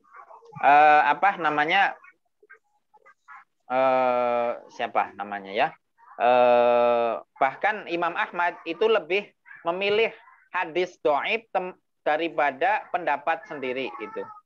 Jadi lebih kuatan mana ya hasil pemikiran kita dengan hadis gitu ya. Jadi perlu dipahami bahwa kualitas hadis itu adalah dilihat ya lebih dominan dari segi sanad. Ya, jadi penyampai berita. Jadi belum tentu yang menyampaikan berita ini orangnya lemah, kemudian hadisnya ini berarti salah atau enggak benar, itu belum tentu. Ada orang pelupa gitu ya, ada orang pelupa. Tiba-tiba dia bilang, Pak, awas Pak, jangan ke sana ya, ada kebakaran kayak gitu. Padahal dia sering lupa. Tiba-tiba dia bilang, Pak, awas Pak, di sana ada kebakaran. Nah, itu bukan berarti apa yang disampaikan dia itu pasti salah. Belum tentu. Seperti itu. Maka Imam Ahmad itu lebih memilih hadis dhaif yang tidak kebangetan dibanding pendapatnya sendiri. Itu Ibu ya. Jadi hadis hasan dan hadis dhaifnya enggak kebangetan itu bisa dijadikan sebagai dalil seperti itu. Adapun untuk dalil dengan hadis dhaif itu diperkenankan hanya untuk fadhailul a'mal. Jadi amal-amal tambahan saja, bukan amal-amal wajib. Kalau amal-amal wajib itu minimal mentok harus hasan. Itu mentoknya di situ. Baik, kemudian Ibnu Mas'ud tentang zikir ya dengan batu. Ini redaksinya juga saya belum dapat. Ya, mohon maaf redaksinya belum dapat. Akan tetapi bukan berarti kemudian apa yang dilakukan oleh Ibnu Mas'ud itu adalah sebuah larangan ya, larangan tadi. Larangan untuk berzikir dengan menggunakan fasilitas lain gitu ya. Misal sekarang tasbih ya ataupun apa itu namanya counter atau apa itu yang buat ngitung gitu ya. Seperti itu. Itu bukan berarti itu larangan untuk itu, seperti itu ya. Ini perlu dicari dulu, perlu dicari kemudian harus dipahami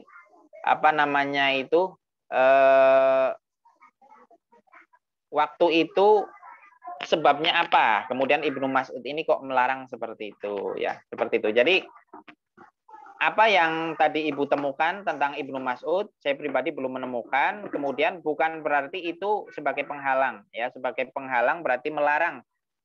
Salah orang yang kemudian berzikir dengan tasbih.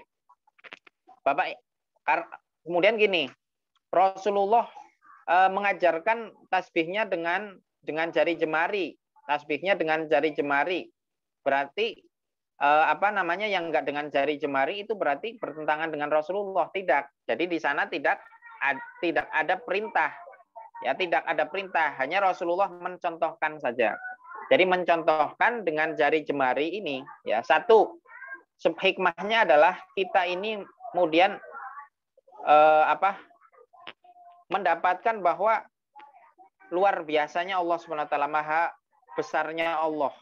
Jadi sampai ruas-ruas jari kita ini itu bisa digunakan menjadi ibadah seperti itu. Nah, sehingga ada orang yang kemudian dengan ruas-ruas jari ini nggak nyaman. Nah, dengan tasbih misal. Itu. Jadi segala fasilitas apapun yang membantu kita untuk ibadah itu diperkenankan. Ya, fasilitas apapun termasuk Bapak Ibu pakai sajadah. Itu kan fasilitas ibadah itu. Boleh nggak pakai sajadah? Rasulullah pakai sajadah nggak? Nggak pakai sajadah. Mana ada keterangan Rasulullah pakai sajadah? Tapi kita pakai sajadah. Nggak boleh berarti. Nah, itu ya. Jadi harus dipahami segala fasilitas yang membantu kita untuk beribadah itu bernilai ibadah. Ya. Jadi segala fasilitas yang membantu kita untuk beribadah bernilai ibadah. Apalagi jika tanpa sesuatu itu ibadah itu nggak bisa dilakukan. Nah, maka hampir-hampir sesuatu itu yang membantu tadi menjadi wajib. Nah, contoh misal ya, ibu kalau nggak pakai sajadah, itu bawahnya banyak najis kering. Nah, maka ibu pakai sajadahnya jadi wajib. Gitu. Ibu kalau nggak pakai hitungan, ya, kalau nggak pakai konter atau tasbih, ibu nggak zikir. Nah, maka ibu pakai alat tadi, fasilitas tadi, itu bisa hukumnya adalah menjadi sunnah. Seperti itu, Ibu. Jadi segala fasilitas untuk ibadah itu bernilai ibadah itu sendiri, bernilai ibadah. Nah, apakah nilainya sunnah atau wajib itu tergantung lihat nanti ibadahnya seperti itu. Seperti itu Ibu Ati ya, semoga bisa dipahami. Ya, baik Ustaz, jazakallah. Wa iyyakum. Kemudian Ibu Eli dari Jakarta, tahlil apakah bid'ah? Kemudian bagaimana menjawab ini? Baik. Tahlil apakah bid'ah? Ya, kita lihat ya. Jadi apakah ada dalilnya atau enggak? Satu, yang pertama. Yang pertama kita cari dulu larangannya. Larangannya enggak ada ternyata, satu. Yang kedua, apakah ada dalil yang memayungi tentang tahlil ini? Baik, kita lihat. Apa yang dilakukan di tahlil ya? Yang pertama, baca la ilaha illallah ya. Rasulullah memerintahkan membaca la ilaha illallah. Bahkan Rasulullah afdalu maqultu ana wan nabiyyuna min qabli la ilaha illallah. Bahwa sebaik-baik yang kita baca ya, dan yang aku baca dan dibaca oleh nabi-nabi sebelumku adalah la ilaha illallah. Nah, itu. Berarti membaca la ilaha illallah itu ada perintahnya. Satu. Kemudian yang kedua, baca zikir-zikir yang lain. Ada dalilnya enggak? Ada dalilnya. Fazkuruni azkurkum ya. Dalilnya banyak sekali lah. Kemudian tentang kumpul-kumpulnya. Kumpul-kumpulnya bagaimana? Ada dalilnya enggak? Larangannya ada enggak? Larangannya enggak ada kan? Enggak ditemukan larangan kumpul-kumpul untuk tadi baca tahlil atau apa gitu kan? Nah, kalau kumpul-kumpulnya bagaimana? Ada larangannya enggak? Ada perintahnya enggak? Nah, kumpul-kumpul itu wujud daripada silaturahim ya. Fal yasil rohimah. Ya, jadi silaturahim ada dalilnya. Nah, berarti kumpulnya ada landasannya. Baca zikirnya ada landasannya. Seperti itu ya. Tapi bukan kemudian namanya tahlil. Bukan. Bapak Ibu, tahlil itu adalah mengucapkan la ilaha illallah. Itu namanya tahlil. Berarti ibu bertahlil. Ibu bertahmid berarti membaca alhamdulillah. Ibu bertakbir berarti Allahu Akbar. Ya, jadi itu namanya. Nama singkatannya tahlil la ilaha illallah. Ya. Takbir Allahu Akbar kayak gitu. Jadi baca tahlil itu ada perintahnya. Silaturahim ada perintahnya. Apalagi? Saat itu kalau tahlil ada yang ceramah. Kalau ceramah ngapain? Coba lihat dulu. Kalau ceramahnya jelek-jelekin orang lain, nggak boleh, terlarang. Tapi kalau ceramahnya itu adalah mengungkapkan sisi baik daripada mayit, ada perintahnya. Ya, uzkuru mahasina mautakum. Wa kufu an sayyi'atih. Ya, jadi ceritakan, sebutkan, ya, ceritakan, tulis, ya, bacakan, ya, ajarkan tentang kebaikan-kebaikan orang yang telah meninggal, dan tutup tentang keburukan-keburukannya. Karena dia sudah berhenti, dia tidak bisa melakukan keburukan, dia sedang bertanggung jawab di hadapan Allah SWT. Ya, maka usaha kita yang masih hidup adalah mencoba membantu yang sudah meninggal. Barangkali bisa menjadi bantuan dengan cara kita menceritakan kebaikan-kebaikan. Kan nggak mungkin kita cerita sendirian, kan nggak mungkin. Saya mau cerita nih, mau cerita si fulan kemarin meninggal. Ceritanya di mana? Ceritanya di kamar sendirian gitu. Ya namanya nggak cerita. Yang namanya cerita itu berarti lebih dari satu orang. Seperti itu ya. Baik. Jadi kemudian yang ceramah ini menyampaikan tadi, menyebutkan kebaikan sisi mayit atau pelajaran. Kalau pelajaran berarti taklim, ada perintahnya. Ada tolabul ilmi faridoh ala kulli muslimun. Berarti ada dalilnya. Kemudian saat itu ada makanan-makanannya juga, itu gimana? Makanan-makanan, larangannya ada enggak? Larangannya enggak ada. Perintahnya kita cari, perintah umumnya. Oh, ternyata makanan ini bisa dikategorikan sebagai sedekah, ya gitu. Sedekah. Dalilnya sedekah ada enggak? Ya banyak dalilnya sedekah. Ya. Jadi prosesi atau acara, ya, atau bahasa kitanya apa ya? Acara lah ya. Acara tahlilan, gitu, tahlilan. Kalau tahlilan di Mesir nggak ada tahlilan. Kalau tahlil ada. Kalau tahlilan nggak ada, kan tahlilan. Emang ibu bacanya tahlilan gitu kan? Enggak, bacanya la ilaha illallah ya. Maka kegiatan tahlilan tadi, tahlilan itu bukanlah bid'ah. Banyak sekali dalil-dalil yang kemudian memayungi itu. Seperti itu. Nah, tinggal Bapak Ibu mau memilih yang mana? Mau pakai tahlil atau enggak, terserah Bapak Ibu. Ya, yang penting saya sudah jelaskan. Kalau ada yang tahlilan, Bapak Ibu nggak usah kemudian sampai nuduh bid'ah-bid'ah. Nah, apalagi sudah paham tadi ya, bid'ah itu ada dua, ada bid'ah hasanah dan ada bid'ah sayyi'ah. Nah, Rasulullah nggak pernah itu mendoakan orang yang mayit, orang yang meninggal. Kata siapa? Rasulullah nggak pernah mendoakan si mayit. Rasulullah pernah ya dicari oleh Sayyidah Aisyah, ya. Ternyata Rasulullah berada di kuburan Baqi'. Lagi apa? Lagi nangis. Lagi apa? Lagi doain yang meninggal di kuburan Baqi'. Itu. Jadi ada dalilnya. Seperti itu Bapak Ibu. Ya, jadi tidak segala sesuatu yang tidak dilakukan oleh Rasulullah itu berarti terlarang. Terus tanya, Ustadz, apakah Rasulullah pernah tahlilan seperti bentuk kita gitu? Apakah Rasulullah pernah tahlilan seperti bentuk kita? Ya kalau yang seperti bentuk kita nggak ada. Ya belum pernah gitu. Tapi balik lagi bahwa tidak segala sesuatu yang tidak dilakukan oleh Rasulullah itu berarti bernilai bid'ah yang buruk. Balik lagi, jika dia tidak ada larangan, tidak bertentangan dengan syariat, ya, apalagi sampai ada dalil-dalil yang memayunginya secara umum atau lebih-lebih secara khusus, maka dia merupakan bid'ah hasanah. Ya, bid'ah hasanah bahkan bisa menjadi sunnah, bukan bid'ah lagi. Jadi lawannya bid'ah itu sunnah, Bapak Ibu. Jadi bisa bernilai sunnah, bukan bid'ah lagi. Seperti itu. Jadi tahlil hukumnya apa? Bukan bid'ah, sunnah. Itu. Kemudian Pak Luki dari Bandung, ya, jazakumullah atas pertanyaannya.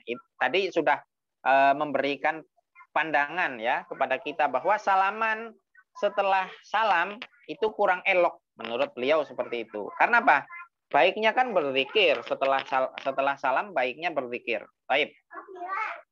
Ini pandangan beliau seperti itu ya. Baik. Boleh nggak? Boleh, pandangan itu boleh, nggak salah ya. Tetapi jangan juga menyalahkan pandangan yang lain ya.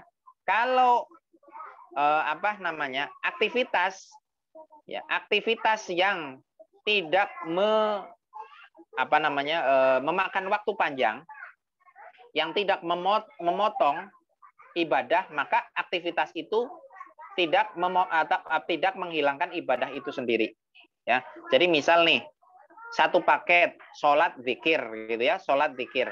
Kemudian antara sholat dan zikir, Bapak Ibu melakukan sesuatu, tapi sesuatu itu ya yang sangat kecil, nggak lama, sedikit.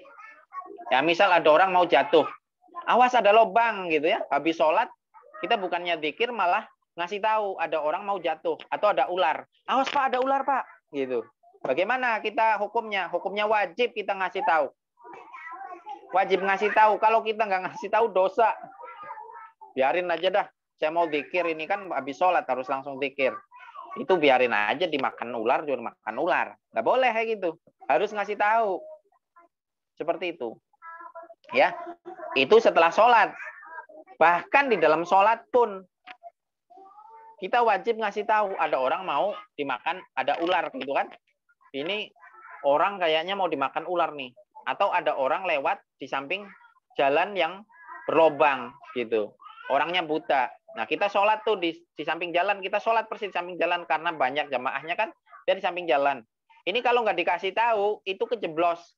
Nah, kita tarik itu orang. Gimana? Sholat kita batal? Nggak batal. Gitu. Maka, ya ini pandangan saya, Pak. Pandangan Bapak tadi boleh seperti itu. Nggak salah juga gitu. Pandangan Bapak nggak salah. Asalkan nggak nyalahin yang lain. Pandangan saya bahwa paket sholat dengan zikirnya tetap nggak kemudian rusak dengan sebab salaman. Ya, apalagi salaman yang tadi sudah saya jelaskan ada dalilnya gitu ya. Wong kita misal katakan obrol, kita ngomong, Ustaz, Pak, tadi kayaknya antum sholatnya kurang deh. Itu nggak ngerusak tadi paket sholat dengan zikir. Seperti itu ya. Jadi yang rusak, contoh lagi misal gini, Bapak Ibu sedang i'tikaf ya, i'tikaf di musola, i'tikaf di masjid gitu ya. Bapak Ibu itu harus qadil hajat, harus BAB. Ya BAB ya nggak mungkin kan di dalam masjid BAB di situ gitu kan, nggak mungkin, harus ke toilet, kamar mandi. Ibu ke kamar mandi. Maka aktivitas ibu ke kamar mandi itu tidak memotong ritual i'tikaf ibu, tidak memotong i'tikaf ritual Bapak. Nah itu perlu dipahami. Ya, jadi salaman setelah salam. Pandangan Bapak betul, boleh. Maksudnya boleh. Pandangan yang saya sampaikan pun boleh. Semuanya boleh. Ada argumennya. Tadi bahkan Bapak juga kan ada argumennya. Supaya zikir. Ya. Cuman hanya saja, kalau misal katakan pandangan Bapak itu dipakai gitu ya. Pandangan Bapak dipakai, yang zikir sedikit. Orangnya pergi semua, udah pulang semuanya. Ya, akhirnya kita nggak salaman. Kayak gitu. Jadi nggak dapat apa? Nggak dapat pahala kita. Dosa-dosanya pada rontok tadi karena hasil salaman tadi. Seperti itu, Pak. Ya. Jadi tinggal lihat kondisinya. Kalau sekiranya kondisinya di situ jamaahnya nggak pada bubar, ya silahkan pakai pandangan Bapak tadi. Habis zikir selesai baru salaman, bahkan muter kayak gitu ya. Tapi kalau misal katakan habis sholat kayaknya pada bubar semuanya deh. Nah, ya udah. Maka pilih. Bapak sebelum zikir salaman dulu. Baik, zikir bersama yang dikeraskan mengganggu yang telah sholat. Nah, zikir yang Nah ini pandangan Bapak nggak salah juga seperti itu bahwa bisa jadi yang terganggu. Cuman saya kepengen ngajak gini. Pengen ngajak kita bersama bahwa kehusuan sholat itu unsur luar, unsur eksternal itu hanya berpengaruh kecil. Yang terbesar adalah unsur internal kita. Ya, bagaimana kita mengkondisikan jiwa kita dulu. Makanya sebelum sholat wajib ada sholat sunnah. Itu untuk persiapan. Jadi jiwa kita siap enggak gitu. Jangan baru qomat baru lari. Sehingga sholatnya lari-lari seperti itu ya. Sehingga lari-lari ya sudah sholat kita nggak bakal khusyuk. Yang kedua adalah kita bisa memahami apa yang kita baca, bisa menghayati apa yang kita baca. Ya, kemudian menundukkan kepala melihat, ya, kita melihat ke tempat sujud dan masih banyak lagi. Ya, jadi unsur internal untuk menghasilkan kehusuan itu lebih dominan dibanding unsur eksternal, ya. Maka saya pengen ngajak seperti ini. Bapak Ibu, berlatihlah untuk khusyuk di tempat-tempat yang ramai. Ya. Sehingga kalau tempat-tempat ramai itu kita bisa khusyuk, maka di tempat kita sendirian bisa khusyuk. Tapi belum tentu sebaliknya. Kalau Bapak Ibu bisa khusyuk di tempat sepi, belum tentu Bapak Ibu bisa khusyuk di tempat ramai, sebaliknya. Ya, sehingga ajakan saya ini gini. Kalau Bapak Ibu bisa khusyuk di tempat ramai, ya, dengan cara kita mengkondisikan internal kita, maka kita nggak mudah untuk menyalahkan eksternal kita. Ada anak, yang namanya anak-anak kan emang fasenya main. Anak-anak dibawa ke musola, ke masjid. Main-main kan namanya anak-anak. Nah, kita kok lagi sholat. Nah, kita jangan kemudian nyalahin anak-anak. Ini anak-anak gimana sih main-main? Canda-canda kok di masjid. Mau main ya di lapangan sana. Itu jangan seperti itu. Nanti bahayanya Bapak Ibu, itu kita yang menjadi penyebab anak-anak itu nggak ke musola, nggak ke masjid nanti gedenya. Gara-gara apa? Kecilnya itu trauma, dimarahin. Tapi kita nggak ngerasa. Akhirnya mereka senengnya kemana? Ke lapangan. Senengnya mana? Ke taman, kayak gitu. Gara-gara siapa? Gara-gara kita, Bapak Ibu. Karena kita berargumen bahwa sholat saya nggak bisa khusyuk kalau ada anak-anak ini rame main. Nah, maka kita latih itu. Ustadz, maaf Ustadz, potong. Ya. Maksudnya gini, masalah anak-anak itu sih nggak masalah ya, sudah biasalah. Ini ada jamaah baru yang belakangan, dan mereka juga ini misalnya sholat maghrib, sehingga dikeraskan, sehingga kan bacaan Fatihah dan suratnya juga dikeraskan untuk oleh jamaah baru ini. Sementara yang sholatnya sudah selesai, itu melakukan zikir. Sementara kan kalau ada orang membaca Al-Quran, itu kita harus diam. Gitu maksud saya. Taib, gitu. Kita harus mendengarkan. Oke, Taib. Ya, kalau masalah anak nggak masalah. Oke, anak ini. Ya. Taib. Saya masuk pandangan itu, maksudnya gini, Pak. Yang datangan itu artinya masih bisa tetap memperoleh kekhusyuan jika internalnya sudah selesai. Seperti itu. Sekarang gini, saya bawa ya, saya kasih kasus lagi, Bapak. Kalau ada imam sudah naik ke mimbar, kemudian ada orang baru datang, saya tanya ke Bapak, ke Pak Luki ya, boleh nggak dia sholat sunnah? Boleh sholat sunnah karena sholat sunnah kan tidak dikeraskan, tidak dijaharkan. Tidak dijaharkan, tapi dia terganggu nggak sama imam yang sedang khutbah? Dia tidak bisa terganggu. Yang terganggu itu bukan terganggu masalah terganggunya, tapi kalau ada orang yang sedang membaca Quran, baik itu Al-Fatihah, nah sementara yang lain itu kan harus diam. Taib. Gitu, bukan masalah si yang sholatnya, tapi yang sedang zikirnya yang harus diam kan, yang baca Quran gitu. Ya, masalah yang sholat telatnya sih dia mau ramai apapun dia harusnya tidak terganggu. Karena internal itu kan harus susu lah. Baik, ya. Bapak. Oke, Bapak. Sekarang saya kasih ini nih, kasih pandangan gitu ya, kasih pandangan, Bapak.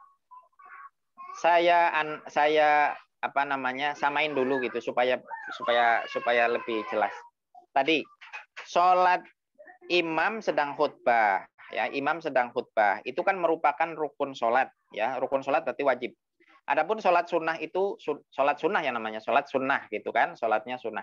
Baik, itu berarti tabrakan sunnah dan wajib, ya, sunnah dan wajib gitu. Nah sekarang zikir dengan mendengarkan orang membaca Al-Quran. Zikir hukumnya sunnah. Oke? Hukumnya sunnah. Mendengarkan orang yang sedang membaca Quran itu bukan wajib, tetapi sunnah. Ya.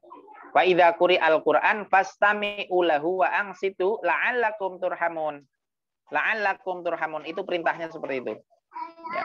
Jadi, wa idza quri'al Quran fastami'u lahu wa ansitu la'allakum turhamun. Jika dibacakan Al-Quran, maka dengarkan, ya, dengarkan itu berarti bukan sekedar mendengar, tetapi ada usaha kita, ya, kita fokus kayak gitu, itu namanya mendengarkan. Wang situ kemudian diam, la'allakum turhamun. Jadi perintah itu Pak Luki, perintah itu bukan wajib. Perintah itu perintah sunnah yang pertama. Kemudian ulama banyak membahas tentang faida quri Al-Qur'an pastami pang situlah wang situ.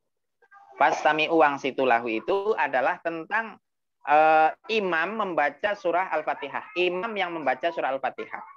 Bukan orang lain yang membaca surah Al-Fatihah.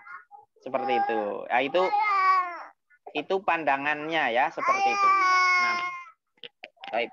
Tapi kalau misal katakan, nah, makanya gini. Eloknya adalah harus ada tempat khusus bagi orang-orang yang telat sholat. Kayak gitu, Pak. Tapi pandangan Bapak itu juga apa namanya itu baik, seperti itu pandangan tadi bahwa bisa zikir itu mengganggu orang yang sedang sholat, itu juga bisa juga. Yang kedua zikirnya masing-masing gitu dengan tanpa suara gitu ya. Ya boleh juga seperti itu.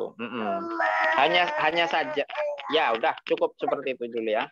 Baik, nanti semoga ini menjadi tambahan pandangan. Tetapi pandangan Bapak juga boleh seperti bisa baik dipakai.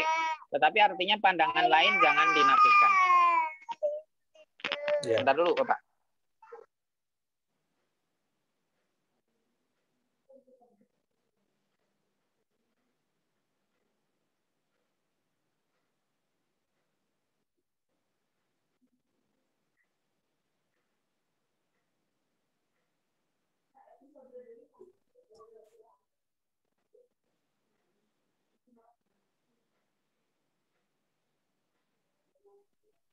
Baik, mohon maaf. Kita lanjutkan. Ya, pertanyaannya Pak Bu Nina. Jazakumullah, Pak Luki. Bu Nina di Depok. Zikir bersama, ya, bagaimana hukumnya, termasuk manakiban dan seterusnya tadi. Zikir bersama bagaimana? Apakah ada larangan? Tidak ada larangan, Ibu. Manakib itu apa? Manakib itu, ya, kalau Ibu, Bapak, Ibu semuanya tahu, manakib itu adalah membaca profil, ya, kebaikan-kebaikan orang yang sudah tidak ada, itu namanya manakib. Jadi misal Bapak Ibu meninggal, kemudian dibacakan riwayat hidupnya, itu namanya manakib bahasa Arabnya Bapak Ibu.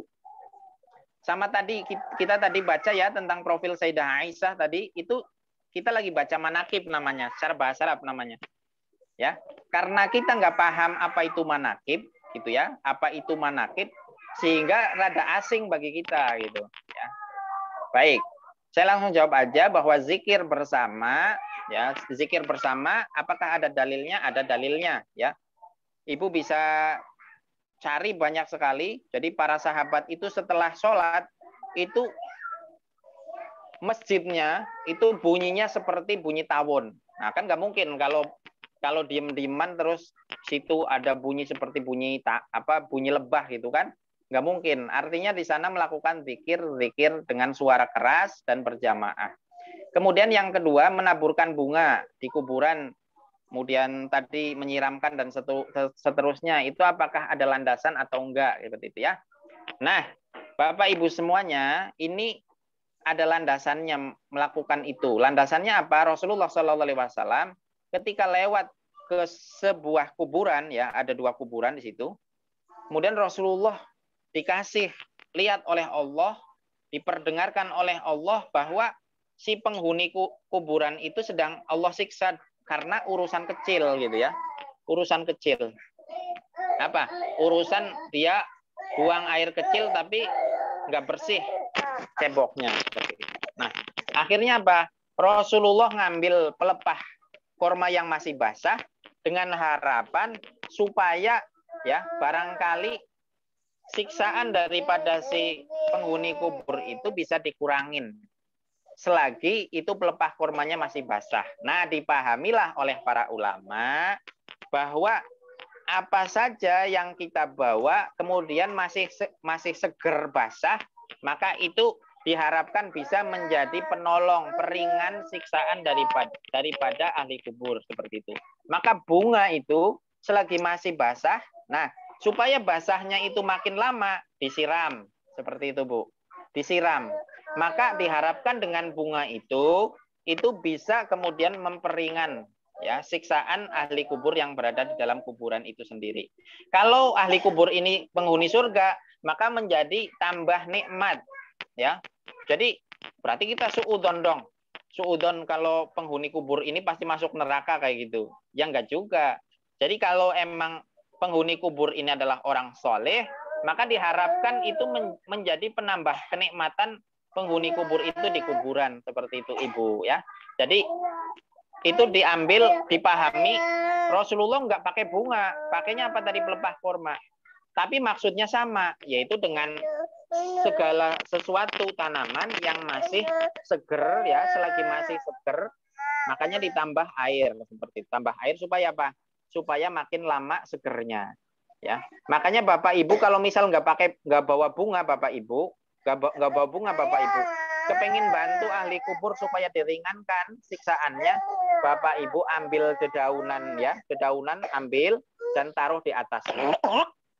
Seperti itu Bapak Ibu. Ya, jadi ada dalilnya. Sehingga menaburkan bunga tadi itu merupakan kesunahan Rasulullah Shallallahu Alaihi Wasallam. Tetapi bukan pakai pelepah korma gitu ya. Nanti kalau sunnahnya hanya pelepah korma, Bapak Ibu sangat susah sekali mau nyari pelepah korma di mana. Kita di Indonesia sangat jarang sekali pelepah korma seperti itu. Kemudian Ibu Rafniza di Depok, apakah sholat berjalan ini bertentangan dengan aturan Rasul? Tidak. Ya. Satu, bahwa meluruskan dan tidak berjarak itu sunnah, satu. Kemudian yang kedua, ada kaidah yang diambil dari hadis Rasulullah, la dororo wa la diroro.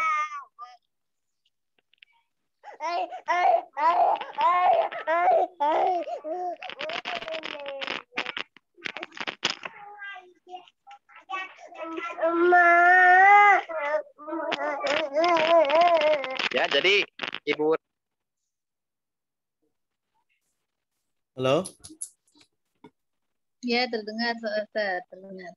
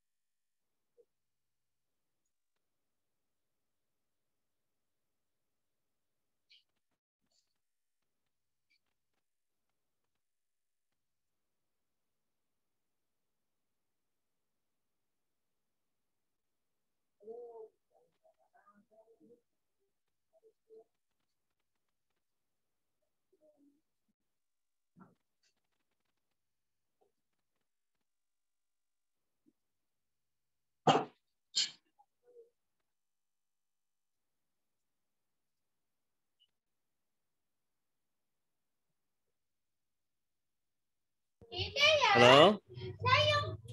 Ustaz Samsudin.